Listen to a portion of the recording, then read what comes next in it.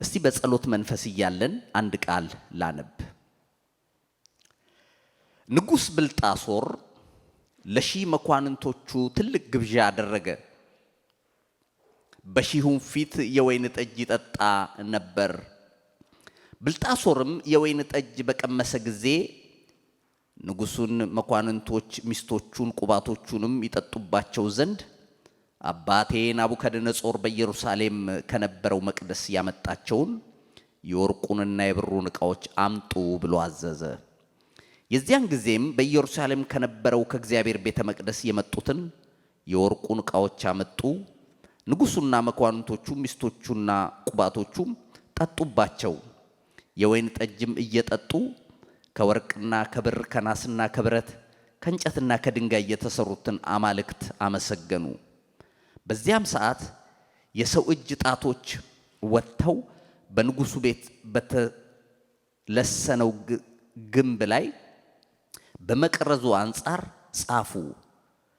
ንጉሡም የሚጽፉትን ጣቶች አየ። የዚያን ጊዜም የንጉሡ ፊት ተለወጠበት፣ ሐሳብም አስቸገረው። የወገቡም ጅማቶች ተፈቱ፣ ጉልበቶቹም ተብረከረኩ። የሰራዊት ጌታ እግዚአብሔር ሆይ ዛሬም በምክርህ ግሩም የሆንክ አምላክ ወደ እያንዳንዳችን በቃልህ እንድትመጣ እጠይቅሃለሁ። ተናገር፣ አንተ ተናገር እንዳለ ሳሙኤል እኔም ባሪያ ሰማለሁ እንዳለ በዚህ የተሰበሰበው ሕዝብ አንተን ሊሰማ መጥቷል። እግዚአብሔር ሆይ እኛማ አንድ አይነት ነን፣ ምን ልዩነት አለን? አንተ ስትናገር ነው ልዩነት የሚኖረው። አንተ ስለምትናገር እጅግ አድርጌ አመሰግንሃለሁ። ቀሪውን ሰዓት ጊዜ ሁሉ ተረከብ፣ በጌታ በኢየሱስ ስም አሜን። እሺ፣ እግዚአብሔር አምላክ የተመሰገነ ይሁን። ያነበብኩት የመጽሐፍ ቅዱስ ክፍል የሚገኘው ዳንኤል ምዕራፍ 5 ከቁጥር 1 ጀምሮ ያለ ነው። ዳንኤል ምዕራፍ 5 ከ1 እስከ 6 ያለ ነው ያነበብኩት። በተለይ እንግዲህ ይሄ ታሪክ ከዚህ ታሪክ ጋር የተያያዘ ነገር ነው ዛሬ መልእክት አድርጎ እግዚአብሔር የሚናገረን። ርዕስ የምትይዙ ሰዎች የምናገርበት ርዕስ የእግዚአብሔር ሚዛን ይለያል በሚል ነው።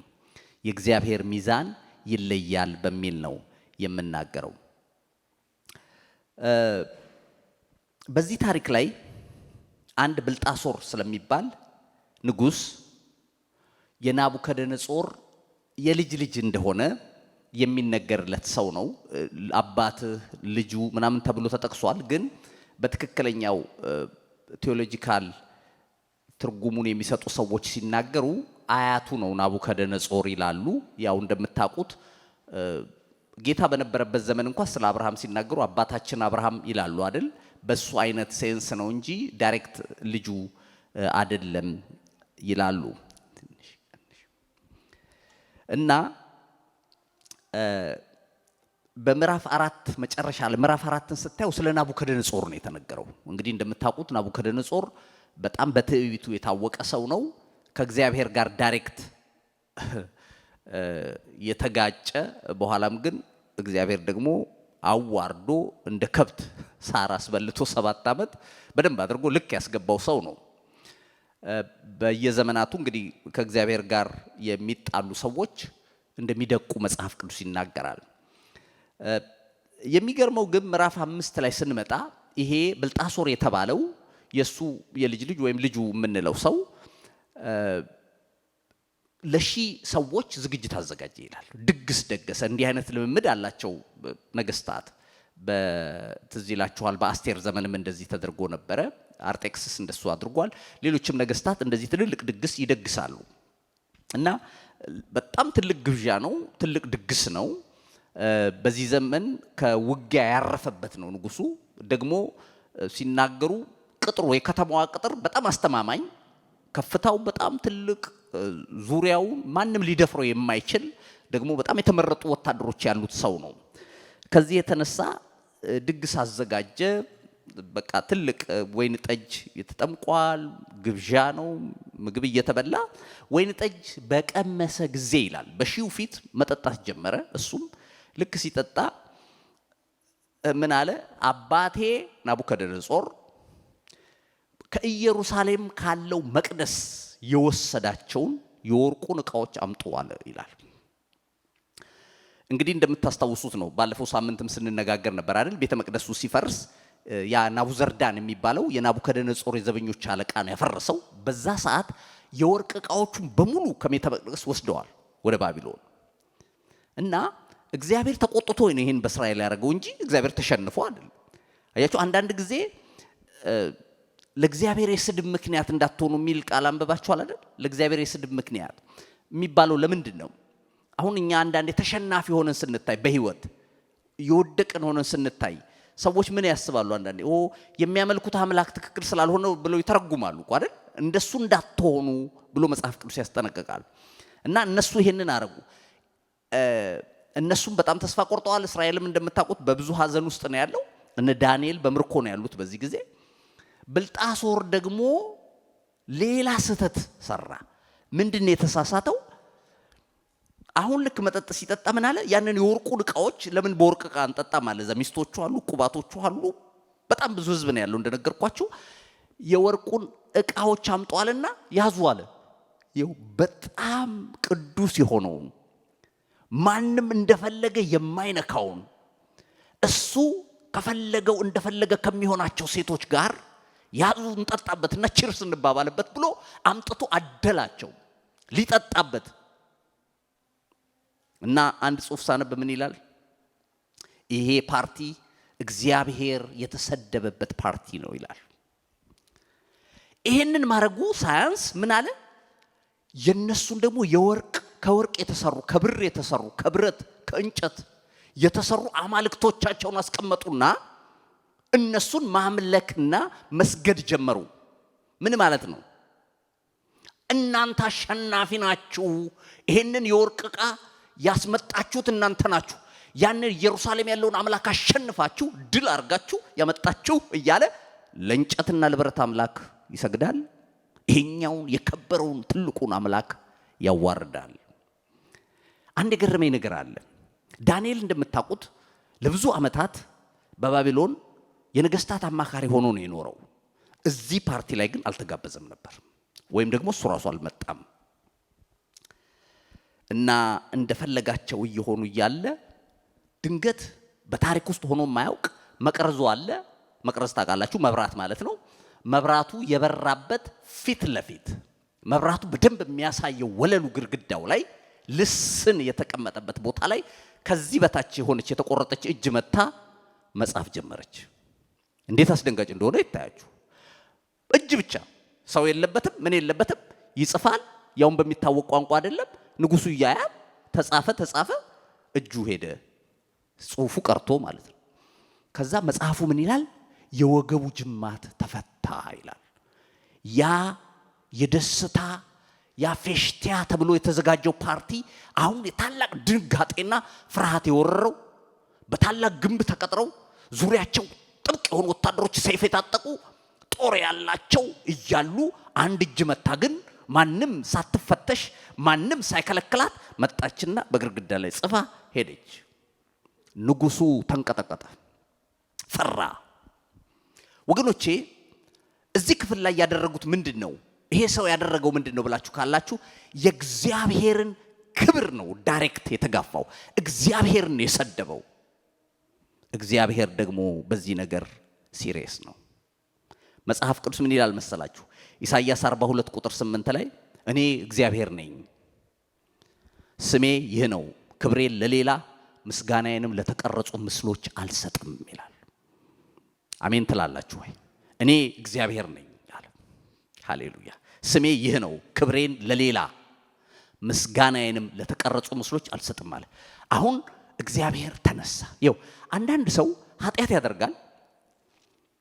ኃጢአት ማድረግ አለ ከድካም የተነሳ ሰዎች ሊያበላሹ ይችላሉ የተለያየ። ግን ቦርደሩን አልፎ እግዚአብሔር ጋር ደርሶ ደግሞ እግዚአብሔርን ለመዛለፍና እግዚአብሔርን ለመድፈር መሞከር ምን የሚሉት ነው? ይሄ አይገርማችሁ? የሰዎች አንዳንዴ ኦቨር የሆነ ድፍረት ስብራት ያመጣል። የሚገርማችሁ በመጽሐፍ ቅዱስም ይሁን ከመጽሐፍ ቅዱስ ውጪ እግዚአብሔርን የተዳፈሩ ሰዎች ፊት ለፊት የተናገሩ ሰዎች ኢሚዲየትሊ ከእግዚአብሔር ዘንድ አክሽን ተወስዶባቸዋል። ለዚህ ሌላው ሐዋርያት ሥራ 12:22 ላይ ያለው ታሪክ ነው። ሄሮድስ እንደምታውቁት የክብረ መንግስቱን ልብሱን ለብሶ ንግግር አደረገ በዛ ህዝብ ፊት። ያን ጊዜ ምን አሉ? ህዝቡ ሁሉ ጮሁና ይሄ ሰው ድምጽ አይደለም የእግዚአብሔር ነው አሉ። ሰውየው ነው እየተናገረ ያለው፣ ንጉሱ ነው እየተናገረ ያለው። የእግዚአብሔር ነው አሉ። እሱ ዝም ብሎ ተቀበለ፣ ዝም አለ። የእግዚአብሔር ነው ሲሉ አዎ አለ ማለት ነው በሌላ አነጋገር። ገባ? አንዳንዴ ለካ አንተ ስላረከው ብቻ አይደለም ሳታውቀው ከሌላ ቦታ የሚመጣውንም ነገር ዝም ብለህ ከተቀበልክ ያጣላል። ገባ? አሁን እዚህ ጋር ሄሮድስ እኮ እኔ ንጉስ ነኝ እኔ እግዚአብሔር ነኝ አይደለም ያለው፣ ግን አመጡና የእግዚአብሔርን ክብር ውሰድ አሉት። ሲሉት እሱ ኦኬ ብሎ ተቀበለው። ኢሚዲየትሊ መጽሐፉም እንደሚል ታውቃለህ፣ ለእግዚአብሔር ክብር ስላልሰጠ ይልና መልአክ መጣና መታው፣ በትል ተበልቶ። እንዴ ሰው ሳይውል ሳያድር በትል አንተ ለካ በርግጥ ያው ተቆየ ታቋል፣ ይሄ ስጋ የውሸት ነው፣ ግን ወዲያውኑ በትል ተበልቶ ሞተ፣ ለእግዚአብሔር ክብር ስላልሰጠ ይላል። ወገኖቼ በህይወታቸው አንዳንዴ ምስጋናና ሙገሳ የሚመስሉ ነገሮች ገደባቸው መታወቅ አለበት። አንዳንዴ ዝም ብሎ የሚገፋ አለ። በቃ እንዳንተ ያለ የለም እንዳንቺ አይነት ምናምን ሲባል ዝም ብሎ መውሰድ አይገባም። እኛ ገደባችንን ማወቅ አለብን። ሲገፉንም እንደው ተሽቀንጥረን ምን ሲጎትቱንም ተሽቀንጥረን ምንወርድ መሆን የለብንም። እንደ እግዚአብሔር ቃል ሚዛናችንን ጠብቀን የምንንቀሳቀስ መሆን አለብን።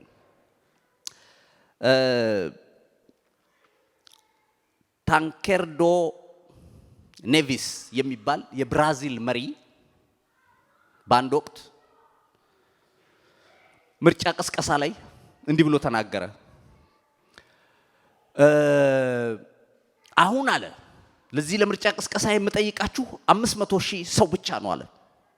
ይሄንን 500,000 ሰው እናንተ ከሰጣችሁኝ እግዚአብሔርም ቢሆን ይሄን ስልጣን ሊከለክለኝ አይችልም አለ። ማጠየቀው ገባ? ምርጫ ቅስቀሳ ነው፣ አርፎ አይቀሰቅስም። ገባ? አንዳንድ ሰው የማይገባው አሁን 500,000 ሰው ካገኘው አለ እንኳን ሌላ ሰው እግዚአብሔርም ቢሆን ሊከለክለኝ አይችልም አለ። የሚያስደንቀው መሰላችሁ 500,000 በላይ 576,000 ነው ምናምን አገኘ፣ አለፈ። አስደናቂው ነገር ግን ሌሊቱን ሞቶ አደረ። እውነተኛ ታሪክ ነው፣ ጎግል አድርጋችሁ ማየት ትችላላችሁ። ሌሊቱን ሞቶ አደረ። ሌላው ይሄ ቶማስ አንድሪው የሚባል የታይታኒክ መርከብ ባለቤት ነው። እሱ ደግሞ መርከቡን በጣም በነገራችን ላይ ታይታኒክ መርከብ በዘመኑ የተለየ ተደርጋ የተወራችበት ምክንያት ምንድን ነው? እንደዛ አስባችሁ ታውቃላችሁ? ብዙ መርከቦች ሰምጠዋል አይደል እንዴ? ግን ታይታኒክ ነው አለ በጣም የሚወራው። ለምንድን ነው? ታይታኒክ የተሰራችበት አሰራር በጣም በዘመኑ ምርጥ ቴክኖሎጂ የተባለውን ነገር በሙሉ አካታ ነበረ። ከዛ መካከል ምንድነው መሰላችሁ? ሻተር ይው አንድ የበረዶ ድንጋይ የበረዶ ግግርም ይሁን የሆነ ነገር ቢሸነቁራት ሻተር አለ ጨቁ ብሎ ይዘጋል። ሁለተኛም ቢበሳ ጨቁ ብሎ 3 ሻተር ነው ምናምን አላት ተደርጋ ነው የተሰራችው። በጣም በዘመኑ አለ የተባለውን ቴክኖሎጂ በሙሉ አሟልታ ተሰራች። የእንግሊዝ ሀብታም የሚባሉ ሰዎች ነው በነገራችን ላይ የጫነችው። በዚህ በአሜሪካም የካናዳም ራሱ ትልልቅ ሀብታሞች ወርቅ የያዙ ትልልቅ ሰዎች ነበሩባት። እና ኢንተርቪው ተደርጉ፣ ጋዜጠኞች እየተሯሯጡ ባለቤቱን ጠየቁት። እንዴት ነው እቺ መርከብ በጥሩ ሁኔታ ነው የተሰራችው ይባላል፣ እንዴት ነው ሲሉት ማንም ሊያሰምጣት አይችልም፣ እግዚአብሔርም ቢሆን ሊያሰምጣት አይችልም ማለት። ወይ ጉድ! ሰመጠች። ለምንድን ነው የምነግራችሁ? አለማወቅ አንድ ነገር ነው፣ ግን አልፎ መሄድ ይሄ ብላስፌሚ የሚባል በእግዚአብሔር ላይ የስድብ ቃል የሚናገሩ ሰዎች እጅግ እርምጃ ከባድ እርምጃ ሲወሰድባቸው ይታያል። ይሄም ሰው ከነሱ መካከል ነው። እግዚአብሔርን ለማቋሸሽ እግዚአብሔርን ለማቃለል የሄደበት አካሄድ ዋጋ ሲያስከፍለው ታያላችሁ። ታዲያ ምንድነው ይሄ እግዚአብሔር ሚዛን ያልከው? የእግዚአብሔር ሚዛን ይለያል ነው ርዕስ።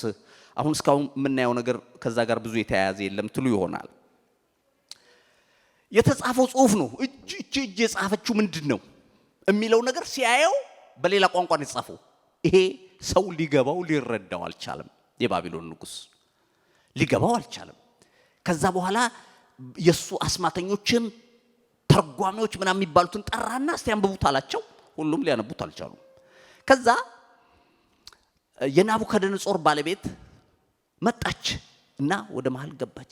እባክህ ይሄ አያስቸግር አለችው። ህልም የሚፈታ የታሰረን የሚፈታ የተቋጠረን የትኛውም ስውር ነገር የማይሰወርበት በመንግስት መካከል ሰው አለ፣ ዳንኤል ይባላል፣ እሱ ቢመጣ ይፈታዋል አለች። እሺ በአስቸኳይ አምጡልኝ ብሎ ዳንኤልን አስጠራ። ዳንኤል አንተ እዚህ ነው የምትኖረው? አዎ። ከምርኮኞች መካከል ነህ ብሎ ጠየቀውና ይሄ ባክ ነገር አስጨንቆኛል ተርጉምልኝ አለው። በጣም እየደነገጠ እየፈራ ነው ይሄን የሚለው። ዳንኤል ያለውን አንዳንድ ነገሮች ላንብብላችሁ። ቁጥር 17 እዛው ምዕራፍ 5 ማለት ነው። የዚያን ጊዜም ዳንኤል መለሰ፣ በንጉሱም ፊት እንዲህ አለ፣ ስጦታ ላንተ ይሁን፣ በረከትህም ለሌላ ስጥ። ነገር ግን ጽሕፈቱን ለንጉሱም አነበዋለሁ፣ ፍቺውንም አስታውቃለሁ። ንጉሥ ሆይ ልዑል አምላክ ለአባትህ ለናቡከደነጾር መንግስትና ታላቅነትን ክብርንም ግርማንም ሰጠው። ስለሰጠው ታላቅነትና ወገኖችን አሕዛብ በልዩ ልዩ ቋንቋ የሚናገሩ ሁሉ በፊቱ ይንቀጠቀጡና ይፈሩ ነበር። የፈቀደውንም ይገድል፣ የፈቀደውንም በሕይወት ያኖር ነበር። የፈቀደውንም ያነሳ፣ የፈቀደውንም ያዋርድ ነበር። ልቡ ግን በታበየ ጊዜ በኩራት ያደርግ ዘንድ መንፈሱ በጠነከረ ጊዜ ከመንግስቱ ዙፋን ተዋረደ፣ ክብሩም ተለየው። ልዑል አምላክ በሰዎች መንግስት ላይ እንዲሰለጥን የሚወደውንም እንዲሾምበት እስኪያውቅ ድረስ ከሰው ልጆች ተለይቶ ተሰደደ። ልቡም እንደ አውሬ ልብ ሆነ፣ መኖሪያውም ከምድረ በዳ አህዮች ጋር ነበረ። እንደ በሬ ሳር በላ፣ አካሉም በሰማይ ጠል ረሰረሰ። ብልጣሶር ሆይ አንተ ልጁ ስትሆን ይህን ሁሉ እያወቅህ በሰማይ ጌታ ላይ ኮራህ እንጂ ልብህን አላዋረድክም ይላል። ስለ አባቱ ነው የነገረው። ቀጥታ ናቡከደነጾርን ከፍ ያደርገው እግዚአብሔር ነበር አለው። በዘመኑ the king of kings ነበር የሚባለው። ታላላቅ ነገስታትን ያንበረከከ ኃያል ነበር፣ እግዚአብሔርን ያን ክብር የሰጠው አለው። ግን ልቡ ልክ ኮርቶ በእግዚአብሔር ላይ ትዕቢት ሲያደርግ እግዚአብሔር አዋረደው አለው። ያስደነቀኝ ይሄ አይደለም። አንተ ግን ልጁ ስትሆን በቤታችሁ የታሪክ ተደርጎ እንዴት አትማርም? ከዛ እንዴት እንደገና ታሪክ በቤት ትደግማለህ? እግዚአብሔር ኃያል ነው። ልጁ ስትሆን የናቡከደነጾር እንዴት አትማርም ብሎ አለው። ከዛ ትንፋሽንና ሕይወትህን በእጁ የያዘውን አምላክህን አላከበርክም አለው። አሁንም የቃሉን ትርጉም እናገራለሁ። የተጻፈው ጽሑፈት ማኔ ቴቄል ፋሬስ ነው የሚለው አለው ይላል ቁጥር 25 ላይ። የተጻፈውም ጽሕፈት ማኔ ቴቄል ፋሬስ ይላል። የነገሩን ፍቺ ይህ ነው። ማኔ ማለት እግዚአብሔር መንግስትህን ቆጠረው ፈጸመው ማለት ነው። ቴቄል ማለት በሚዛን ተመዝነህ ቀለህ ተገኘህ ማለት ነው። ፋሬስ ማለት መንግስትህም ተከፈለ፣ ለሜዶንና ለፋርስ ሰዎች ተሰጠ ማለት ነው አለው። ከዚህ ውስጥ የወሰድኩት እኔ ቴቄል የሚለውን እግዚአብሔር መዘነው ይለዋል። ማኔ ማለት እግዚአብሔር መንግስትህን ቆጠረው ይላል። ምን ማለት ነው? አየህ በደንብ አድርጎ መውጣት መግባትን። ዛሬ በቃ ይሄን ነገር ስላረክ ብቻ አይደለም ድንገት የተነሳብህ፣ እያየህ ነበረ፣ በደንብ አድርጎ እየተመለከተህ ነበር። ከዛ ደግሞ ቴቄል አለህ አለው። ቴቄል ማለት በሚዛን ተመዝነህ ቀለህ ተገኘ ማለት ነው። ከዛ ደግሞ ፋሬስ ማለት መንግስትህን ለፋርስና ለሜዶን ሰጠ ማለት ነው አለው። ወገኖቼ እግዚአብሔር ይመዝናል። የእግዚአብሔር ሚዛን ይለያል። በህይወቴ ዘመን የምፈራው እግዚአብሔር መዝኖኝ ቴቄል እንዳይለኝ ነው።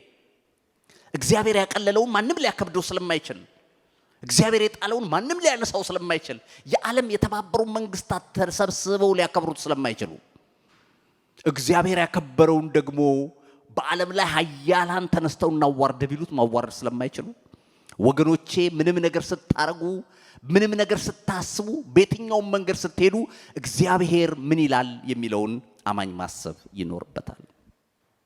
እግዚአብሔር የተባረከ ይሁን። ትዕቢት ታይቶበታል። ይሄኛውም ሰው አንተ ልብህ ኮራ ይላል። ይሄ ኩራት የሚለው ቃል ትዕቢት ከሚለው ጋር ኢንተርቼንጀብል ያገለግላል። እንግዲህ በአማርኛችን መጽሐፍ ኮራ፣ ትዕቢት ይዞሃል፣ ከአባትህ አልተማርክም፣ ትዕቢት ያዋርዳል ነው የሚለው እና የደረሰበትን ይነግረናል። እሺ ከዚህ ጋር ተያይዞ ታዲያ ስለ እግዚአብሔር ሚዛን ይለያል ካልኩ ሌላ ሚዛንም ላወራ ነው ማለት ነው። ምንድነው? የዓለም ሚዛን ወይም የሰው ሚዛን ይባላል። የዓለም ሚዛን ከእግዚአብሔር ሚዛን በጣም የተለየ ነው። አስደንጋጩ ግን አማኞች ነገሮችን በእግዚአብሔር ሚዛን እንዲያዩ ተጠርተዋል። እነሱም ሲያዩ ነገሮችን በዛ መልክ ነው ማየት ያለባቸው፣ የሚሄዱበትም የህይወት መንገድ። አንዳንዴ ግን የዓለማዊ ሚዛን ቻሌንጅ ሲያደርግን ሲጎትተን ይታያል። ይሄን ከመጽሐፍ ቅዱስ የምናይ ይሆናል። መዝሙር 62 በቅንፍ ቁጥር 9 ላይ ምን ይላል? የሰው ልጆች ሐሰተኞች ናቸው፣ በሚዛን ይበድላሉ ይላል። የሰው ልጆች ሐሰተኞች ናቸው፣ በሚዛን ይበድላሉ ይላል። ምን ማለት ነው? ነጋዴ ሁሉ ሰው ነጋዴ አይደለም መቼም አይደል? ሲል ግን ፍርድን፣ ለሰዎች ያለንን ውሳኔ፣ ለሰዎች ያለንን ግምት ብዙ ነገር ነው ያው ሚዛን የሚለው የሚወስነው። እና አንዳንዴ ሰዎች እኛ ሁላችንንም ኦልሞስት በሚል መልክ ማለት ይቻላል በተለያየ ምክንያት ሚዛናችን ሲስተጓጎል ይታያል። ለምሳሌ ሰውን በመፍራት ሚዛናችን ሲቀየር ይታያል። በይሉኝታ የሚለው ከዚህ በፊት ነግሬያቸዋለሁ። አይ ቲንክ ይሉኝታ ማለት ቃሉ ትርጉም እንደው ታውቃላችኋል? ምን ይሉኛል ማለት ነው። በእኛ በሚገባን የዕለት ተዕለት ቋንቋ ማለት ነው። ይሉኝታ ማለት ምን ይሉኛል ማለት ነው። በምን ይሉኛል? ዳኝነት ስናዛባ ይታያል። በመቀራረብ፣ በመልክ፣ በገንዘብ አለ አይደል? እስቲ አሁን ይሄ ብዙ ሰው ላይ እንደሚሰራ የምታውቁት የፋሚሊ ሜምበራችን የሆነ ሰው ሲያጠፋና የውጭ ሰው ሲያጠፋ አንድ ነን ንገሩ። ግን በእግዚአብሔር ሚዛን ቢሆንስ? አምላካቸው ፍጹም እንከን የሌለው ነገስታትን ከተራ ሰው ጋር እኩል የሚዳኝ ጌታ ነው። አሜን ትላላችሁ ወይ? አክዓብን ሂድና በናቡቴ እርሻ ተገናኘው አለው ይላል። ኤልያስ መጣና ልክ ሲያየው ጠላቴ ሆይ አገኘኸኝ ሲለው አግኝቻለሁ፣ እግዚአብሔር አይቶሃል፣ ምስኪኑን ምንም ያላረገውን ኢኖሰንት የሆነውን ሰው እርሻውን ወርሳለሁ ብለህ በውሸት አስወግራችሁ አስገድላችሁታል። የናቡቴን ደም ውሾች እንደላሱት ያንተን ደም ውሾች ይልሱታል ይላል የሰራዊት ጌታ እግዚአብሔር አለ። አይዳኝነት ከምንም ነገር ጋር የማይያዝ የማይፈራ ሃሌሉያ አምላክሽ እንዲህ ነው። ሲዳኝ በምንም ወዳጅነት አያይም። ንጉስ እኮ ነው ይሄ ሰው፣ እንዴት ከተራ ሰው ጋር እኩል ይዳኘዋል ካልክ የእግዚአብሔር ሚዛን ነው። የእግዚአብሔር ሚዛን ማንነትን አያይም። አሁን የፍርድ ቤት ሚዛን ራሱ በትክክለኛው ያው እኔ ስለ ፍርድ ቤት ትንሽ አውቃለሁ፣ አባቴ የህግ ጠበቃ ስለነበር። የሚገርማችሁ ዳኝነት ህጉ ምንድነው የሚያሳየው ስዕል ታውቃላችሁ? አይታችሁ ታውቃላችሁ?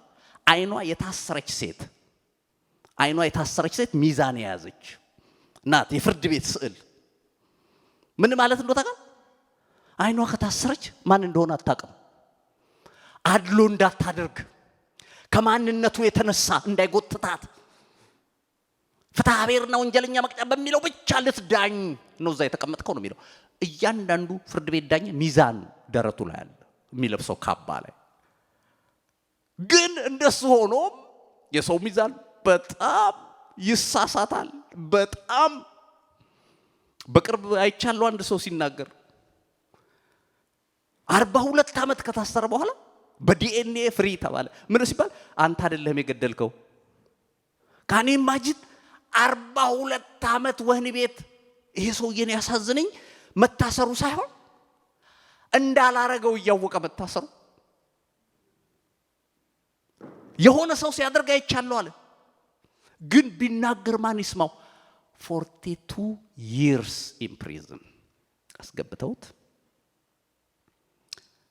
ከዛ በኋላ ከ42 ዓመት በኋላ ተለቀቀ አሉት። ምን ልነግርህ ነው? በፍትህ ወንበር ላይ እንኳን የተቀመጡ ሰዎች ያዳላሉ። እኛማ በጣም ይገርማቸዋል። በጣም ነው በመፍራት እንዲያረ ይሄን ሰውዬ ደግሞ እንዲህ ብየው በኋላ ምን እንደሚያመጣ ምን አውቃለሁ ብለን አይደለም። ቅድም እንዳልኩት በይሉኝታ ይሄ ሁሉ ሰው እያለ እኔ እንዴት እኛ እኮ ያመንበት ላይሆን ይችላል። ስለዚህ እግዚአብሔር ምን አለ? የሰዎች ልጆች ሐሰተኞች ናቸው፣ በሚዛን ይበድላሉ አለ። በተለይ ግን በጣም አንድ የገረመኝ የእግዚአብሔርን ቃል ልንገራችሁ። ይሄ ቃል ስግብግብ ነጋዴ ሲባል ሰምታችኋል አገር ቤት? መጽሐፍ ቅዱስ ላይ ያገኘዋቸው በቃ ስግብግብ ነጋዴዎች ትክክለኞች። እስቲ አሞጽ ምዕራፍ 8 ቁጥር 4 ላይ አውጡ። አሞጽ ምዕራፍ 8 ቁጥር 4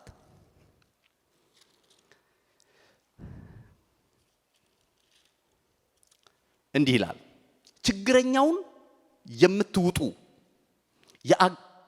የአገሩንም ድሃ የምታጠፉ እናንተ ሆይ እህልን እንሸጥ ዘንድ መባቻው መቼ ያልፋል? የኢፍ መስፈሪያውን እያሳነስን፣ ሰማችሁ? የኢፍ መስፈሪያውን እያሳነስን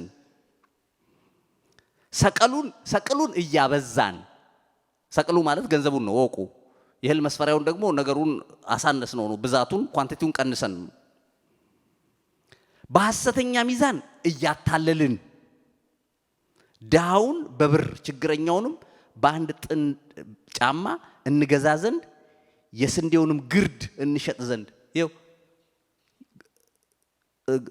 ግርዱን የሚለው እንክርዳዱ ማለት አብረን እንጨምርበታለን። ስንዴ ውስጥ አላስፈላጊ የሆነውን ነገርም ነው ገባል እንጨምራለን። ከዛ እንድንሸጥ ሰንበት መቼ ያልፋል የምትሉ እናንተ ይህን ስሙ፣ እግዚአብሔር በያዕቆብ ክብር እንዲህ ብሎ ምሏል፣ ስራችሁን ሁሉ ለዘላለም አረሳውም አለ ይላል። አይገርሙህም ምን አይነት ሰዎች እንደሆኑ? በሐሰተኛ ሚዛን ይላል። ሰቅሉን እንጨምራል፣ ክፍያውን እንጨምራለን አሉና ደግሞ ኳንቲቲውን እንቀንሳለን አሉ። ምንም እኮ እነሱ ላይ የመጣ ነገር የለም፣ ኢንፍሌሽን የለ፣ የሆነ ነገር አልተፈጠረም። ግን እንዲህ አርጋችሁ ለማድረግ ተዘጋጅታችኋል። እግዚአብሔር እንዲህ አላለ። ይሄን ሐሰተኛ ሚዛን ስታርቁ አዩዋችሁ። ድሃውን ልትገዙ፣ ምስኪኑን ችግረኛውን ልታጎሳቁሉ ስለተነሳችሁ እግዚአብሔር እንዲህ ይላል፣ ኃጢአታችሁን ያደረጋችሁትን አረሳውም ይላል አላቸው። ወገኖቼ በተቻለ መጠን መጠንቀቅ ያስፈልጋል። ስጋ ለባሽ ስለሆን ሲጎተተን ይታያል። አያችሁ ጎተት።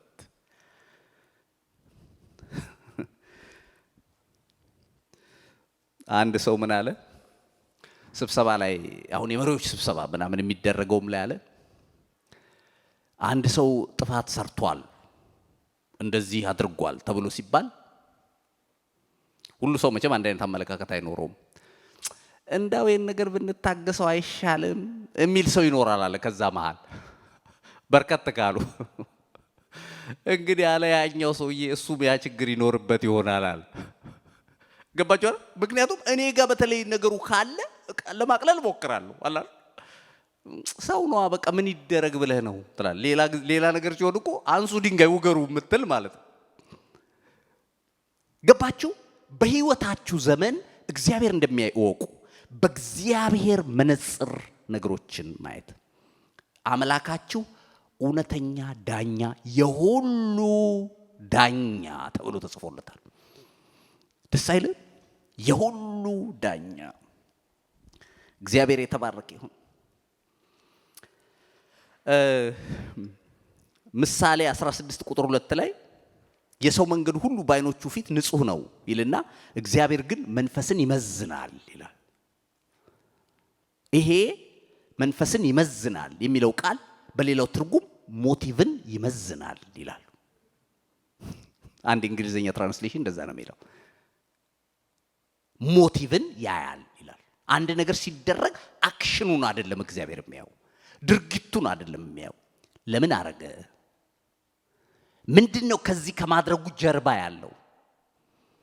አንዳንድ ሰው ትልልቅ ስጦታ አምጥቶ በእግዚአብሔር ፊት ሲታይ ሰውየው ወይ ነገ ያሰበው ነገር አለ ያቀደው ሲያመቻች ይሆናል፣ ወይ ከዚህ በፊት ለተደረገለት ነገር ይሆናል። ንጹህ ያልሆነ ስጦታ ብዙ ጊዜ እንደውም እንደዛ ነው ካያችሁ። እስቲ ሰርግ ስንጠራ ዝግጅት ግብዣ ከተጠራ እኛ ቤት የማይጠፋ ሰው ትልቅ ስጦታ ይዞ የሚመጣ ሰው ከሆነ እንዴት ነው? እና አንዳንዱ እኮ እንደው ሰርግ ሄድኩ ከሚል መልስ ሄድኩ ቢል ይሻላል። ለተደረገለት ነገር መልስ ማለት ነው። በህይወታችን እንደሱ እንዳይሆን እግዚአብሔር ያያል። በጣም ያስደነገጠኝ ታዲያ መጽሐፍ ቅዱስ ሰው ፊትን እንደሚያይ፣ ልብስ እንደሚያይ፣ ገንዘብን ቅድም እንዳልኩት እንደሚፈራ ምናምን ይናገራል። ከዛ የተነሳ ዳኝነቱን ሲቀያየረው ይታያል። ያስደነገጠኝ ግን ምንድነው ቤተክርስቲያን ላይ ይሄ ነገር ራሱ መጥቶ ቻሌንጅ አድርጎ ነበር። በያዕቆብ መጽሐፍ ያዕቆብ ምዕራፍ 2 ቁጥር 1 ላይ ይሄንን ሐሳብ ያዕቆብ ይነግረናል። ያዕቆብ ምዕራፍ 2 ከቁጥር 1 ጀምሮ ላነበው። እሺ ወንድሞች ሆይ በክብር ጌታ በጌታችን በኢየሱስ ክርስቶስ ያለውን እምነት ለሰው ፊት በማዳላት አትያዙ። የወርቅ ቀለበት ያደረገ የጌጥ ልብስም የለበሰ ሰው ወደ ጉባኤያችሁ ቢገባ፣ እድፍ ልብስም የለበሰ ደሃ ሰው ደግሞ ቢገባ፣ የጌጥ ልብስም የለበሰውን ተመልክታችሁ አንተስ በዚህ በመልካም ስፍራ ተቀመጥ ብትሉ፣ ደሃውንም አንተስ ወደዚያ ቁም ወይም ከእግሬ መቀመጫ በታች ተቀመጥ ብትሉት፣ ራሳችሁ መለያየታችሁ አይደለምን? ክፉ ሐሳብ ያላችሁ ዳኞች መሆናችሁ አይደለምን? የተወደዳችሁ ወንድሞች ሆይ ስሙ። እግዚአብሔር በእምነት ባለጠጎች እንዲሆኑ ለሚወዱት ተስፋ ስለ እርሱ የሰጣቸው መንግስትን እንዲወርሱ የዚህን ዓለም ድሆች አልመረጠምን? እናንተ ግን ድሆችን አዋረዳችሁ ይላል። አቤት ልዩነት! አየህ፣ አሁን የሆኑ ሰው አንቱ የተባሉ የወርቅ ቀለበት እዚህ ጋር ትልቅ እያርገው የሚያምር ሰዓት አርገው ኮትና ሱሪያቸውን አርገው ከረባት አርገው ልክ ሲገቡ እዚህ ጋር ብለህ አለ ፊት አስቀመጥካቸው። ከዛ ደግሞ ጎስቆል ያለ አንድ ደሃ ሲመጣ እንግዲህ ቦታ የለም ወይ እዛ ጋር ተቀመጥ ወይ ደግሞ ናና ግሬ ስር ቁጭ በል ብትሉታል። አሃ ስቲል ሚዛናችሁ በእግዚአብሔር ቤት የዓለም ሚዛን ነው የሚሰራው። የገንዘብ ስታዩ የምትደነግጡ፣ ሀብታም ስታዩ የምትፈሩ ናቸው። እስካሁን ግን እኮ አለ ዝቅ አለና ሀብታሞች አይደሉ እንዴ የተጠራችሁበትን መልካም ስም የሚያጠፉ የሚያጎሳቁላችሁ በየሀገሩ የሚያሳድዷችሁ እነሱ አይደላችሁ? ወንድ ከሆናችሁ እነሱን ተናገሩ አይነት ይጽፋል ያዕቆብ። ወንድ ከሆናችሁ እነሱን ንቁ። እግዚአብሔር በማዳላት ስለማያ እናንተም እንዳታዳሉ ይላል። ከረጅም ዓመት በፊት ነው፣ ገና ወጣቶች ሆነን ከ20 ዓመት በፊት ወንጌልን መሰክራለን እኔና ጓደኞቼ። ከዛ ከተማው ላይ የሚታወቅ አንድ ሀብታም ሰው ያወላጆቻችንንም ያውቃል እኛንም ያውቃልና የሆነ ቤት ቁጭ ብለን እየተጫወትን አንድ ፋሚሊ ያ ፋሚሊው አማኝ አይደለም ግን ልጃቸው አብሮ አደግ ስለሆነ አንድ ፋሚሊ ቤተሰብ ነገር ስለሆነ እዛ ቁጭ ብለን እየተጫወትን ይሄ ሀብታም ሰው መጣ። በጣም ጥሩ ቁመና ያለው ነው። በዛ ዘመን ሀያት ቤቶች ስንት በጨ ቡና አስመጪ ላኪ ምናምን ሀብታም ነው የታወቀ። ከዛ ገባ። ሲገባ እኛ ቁጭ ብለናል። አንዲት ልጅ ደግሞ ከአሜሪካን ሀገር ሄዳ የዛ ቤት ልጅ እሷን ልናይ ነው ሄድነው። እሷ ማማኛ አይደለችም፣ እዛ ቁጭ ብላለች። ከዛ በጣም ነው የሚጸየፉን። እንግዲህ ገባና ሰላም አለ። ሰው ቤት ነን፣ እሱም ሰው ቤት ነው፣ እኛም ሰው ቤት ነን። ገባችሁ አይደል? አሁን እኛን ለመናገር ምን ብቃት አለው? ከዛ እንዴ እነኚህ ጋንጩሮች እዚህ ምን ይሰራሉ አለ። እግዚአብሔር ያሳይ ሲል ጓደኛዬ አሁን እዚህ ካናዳ ነው ያለው ሲል ያዛረኩት። እሱ ኃይለኛ ነው፣ ሊጠራርገው ይችላል፣ ይጠፋበታል መንፈሳዊነቱ። ከዛ ያዛረኩት ያዛረገው ጭጭ አለ። ከዛ እኔ ቀስ አልኩና ይገርምሃል አልኩት። ምኑ ነው የሚገርመኝ አለ። እዚህ ምድር ላይ ገንዘብ ሰዎች እንደፈለጉ ሊያሰባስቡ ይችላሉ። ጠንቋይ ቤት እየሄዱ በፈለጋቸው መንገድ ገንዘብ ሊሰበስቡ ይችላሉ አለ። ማን ነው እንደዛ የሚያደርገው አለ። ነገሩን ነው የምነግርህ፣ ጀነራል ኖሌጅ ነው አልኩት። ግን ከዘላለም ህይወታቸው ለዘላለም ህይወታቸው ግን አይጠቅማቸውም። የሚሻለው አንተም ንስሐ ብትገባ ነው አልኩኝ። አበደ፣ ተደፈረ፣ ገባ፣ በጥይት ተተኮሰበት ማለት ያክል። እሱ እንደሚባል ሰው አይደል። ምን አለ? አንተ ነህ ለኔ ወንጌል የምትነግረኝ አለ። ከሰማህ ካልሰማህ ደግሞ መብትህ ነው። አሁን እኛ አንተ ቤት አይደለንም ያለ ነው። ገባ? እንዴ ሰው ቤት መጣ እንደዚህ ዝርጥርጥ አይ የገንዘብ ብልግና አንዱ እንደፈለክ እንድትናገር ማንከልካ ያለብኝ እንድትል ያረጋል ካልተጠነቀቅ አይ እንዴት አርገ ኮንትሮል ማድረግ እንዳለበት ካላወቅ እንደፈለክ አታምኑም ይሄ ሰው ከቤተሰቦቼ ጋር በጣም ፋሚሊ ነው እኮ ያው ምን ልላችሁ ነው በመንፈሳዊ ነገር ነው እንጂ በስጋ ይቀራረባሉ ድንገት ድሬዳዋ ሄዱ ያንግ ነው ማለት ከቤተሰቦቼ ጋር ምናምን ሲታይ በጣም ወጣት የሚባል ሰው ድሬዳዋ ሆቴል ሆኖ አመመኝ ብርድ ነገር አለኝ ብሎ ሰራተኛው እዛ የአልጋ ክፍል ነው ምናምን ልጅ ታክሲ ጠርቶ ሆስፒታል ድል ጮራ የሚባል ሆስፒታል አለ ወሰደው አታምኑ ሞተ መሞቱ አይደለም የሚገርመው ኮሪደር ላይ አስተኝቶት ማን እንደሆነ ማን ያውቀው ነግራችኋለሁ ሂዝ ሚሊዮነር ከዛ ሰዎች ይመጡና እስቲ ካወቃችሁት ይላሉ ሐኪሞቹ እስቲ ገለጡና ይሁት ከሌላ ሀገር ነው የመጣው ተብሎ ገለጥ ያረኩትና ወይ አናቀውም ብሎ ሄዳሉ ሬሳው ከዛ ያጎቴ ልጅ ዳጋጣሚ መጥቶ ሆስፒታል አረ የሆነ ሰው እዛ ተኝቷል ሲባል እስቲ ሲያው በኢየሱስ ስም ብሎ ተደዋውሎ ምን ብሎ አምተው ቀበሩት ምን ልነግራችሁ ነው የውሸት ነው ይው የዓለም ሚዛን ተመልከት አሁን እንደዚህ አይነት ሰዎችን ለመናገር እኔም አሁን ያለት ኢነርጂን በሙሉ አሰባስቤ ምናምን ነው የተናገርኩት ገባህ እንጂ ሁሉ ጊዜ የምታረገው ነገር አይደለም እንዳው ምን ልል ነው ሁላችንንም የሚፈታተን ነው ማለት ነው የሆነ እስቲ አሁን የሆነ ማኔጀር ነው ምናምን ከተባለ ኢየሱስ ያድናል ለማለት አይከብድ ግን እኮ ሰውየውን የሚያድን ነገር ነው የምትነግረው መድኃኒት እኮ ነው የምትነግረው እና የሰው ልጅ በሚዛን ይበድላል ልብስ ሲያይ ገንዘብ ሲያይ ክብር ሲያይ ይደነግጣል ጌታ ግን ዛሬ እንዲህ ይላል ሚዛናችሁ የኔ ሚዛን ይሁን እኔ ራሴ መዝናለሁ ያንተ ሚዛን ከየት እናገኝ ካላችሁ ይሄው የሰጠዋችሁ ቃሌ ይሄው አንድ ነገር ስትናገሩ ሰዎችም ሲናገሯችሁ ፈጥናችሁ ማወቅ ያለባችሁ ስለ ሰዎቹ ኦፒኒየን አይደለም ከሰዎቹ አስተያየት አንፃር አይደለም ማየት ያለባችሁ ሰዎቹ የነገሯችሁ እንደ ቃሉ ከሆነ ሰዎቹ አይደሉም የነገሯችሁ እግዚአብሔር ነው የነገራችሁ ማለት ነው አሜን በሉ እስቲ የእግዚአብሔር ሚዛን ነው የሰጠዋችሁ ይሄ አሁን ከሰዎች ጋር ስትነጋገርኮ የብዙ ጊዜ ድካማችን ምንድነው እኛ ክርክር ውስጥ የምንገባው የኛ አርገኑ ኖ እንደዛ ማርጋ ያስፈልግም የእግዚአብሔር ቃል እንዲህ ይላል ነው ማለት ያለበት እንዴት ይላል ሲሆን እኔ እኮ አይደለም ያልኩ ቃሉ ነው ብለ ወደ ቃሉ ነው መመለስ ያለበት ሚዛኑ ያን ጊዜ ሰዎችን ያቀላልም ያከብዳልም በተቻለን መጠን አማኞች ግን ሚዛናችንን መጠንቀቅ አለብን ሕዝቅኤል 18:29 ላይ እንዲህ ይላል ሕዝቅኤል 18:29 የእስራኤል ቤት የጌታ መንገድ የቀናች አይደለችም ይልቁስ የእናንተ መንገድ የቀናች አይደለችም ሕዝቅኤል 18:29 ላይ እንደው ባነበው ጥሩ ነው ሕዝቅኤል 18 እሺ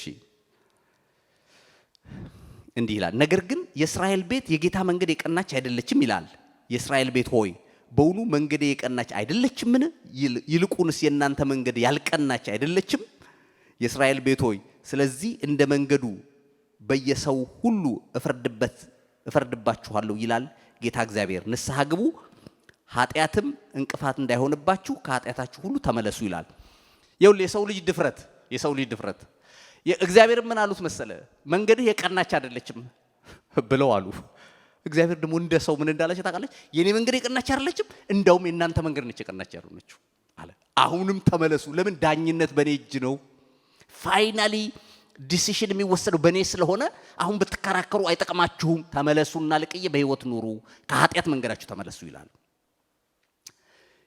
በእግዚአብሔር መንገድና በእግዚአብሔር ሚዛን እያየ ከኖርክ በዓለም ላይ ዊርድ ሰው ትሆናለህ ሰምታል ምን አይነት ነው ይሄ የምትባል ለምን ሌላ ሚዛን ይዘህ መጣ ሌላ ዓለም ውስጥ ይሄን ስል በተለይ አንደኛ ሳሙኤል 16:7 ሳሙኤል የተናገረው ነው እግዚአብሔር ለሳሙኤል የተናገረው ነው ፊቱንና የቁመቱን ዘለክታ አትይ ሰው እንደሚያይ እግዚአብሔር አያይም ሰው ፊትን ያያል እግዚአብሔር ግን ልብን ያያል አለው ይላል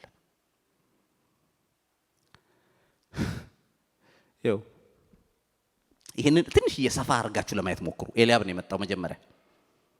ኤልያብ ማለት ቁመናው የሰጠ ነው፣ የተማረ ነው፣ ሬዚሙ ላይ ብዙ መስፈርቶች የሚያሟላ በብዙ ነገር ኳሊፋይድ የሆነ ሰው ነው እና ሲመጣ ሌሎች ሰዎች ቢያማክር ሳሙኤል የሚያማክራቸው ሰዎች በሙሉ ራይት እንደሚሰጡት እንዳትጠራጠር።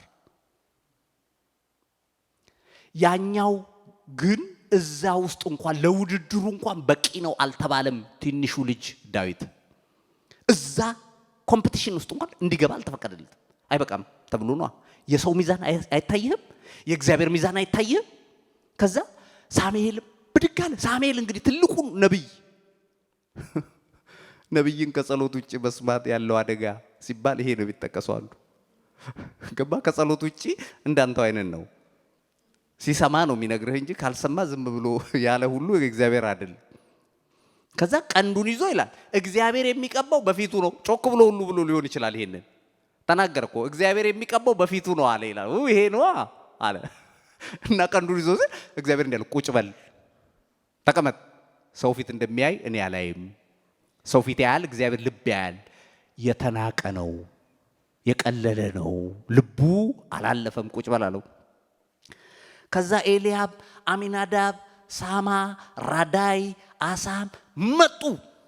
ሁሉም እለፍ እለፍ እለፍ ተብሎ አለቀ ሲባል ሳሙኤል ራሱ ግር አለው።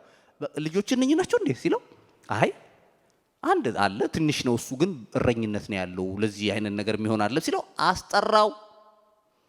አለዛ ምግብ አንበላም የሰው ካልመጣ አናቅምኛ አለ። ተዛ አስጠሩት። ትንሹ ልጅ መጣ። ትጠራለህ አባትህ ይፈልጋል ተብሎ ምናልባት ሌላ እረኛ ተተክቶለት ዱላውን ይዞ ይጣዩ እየሮጠ መጣ። አቤት ብሎ ሲገባ ገባ ገባ ተባለ። አሁን ነው ብድግ ማለት አለው እግዚአብሔር። ተነስ አለው። ይሄ ሰው የናቀው ይሄ ሲያዩት አንድ ፍሬ ልጅ ይሄ ሲያዩት ትንሽዬ ምንም የማይመስለው የዳዊት ኮከብ የናዝሬቱ ኢየሱስ ከሱ የሚወለድ የከበረ ልጄ ነው። ተነስና ዘይት በጭንቅላቱ ላይ አፍስሰ በእስራኤል ላይ ንጉስ ነህ በለው አለው። እስቲ ክብር ታመጡለታላችሁ ለዚህ ጌታ። ኢየሱስ የተባረከ ይሁን።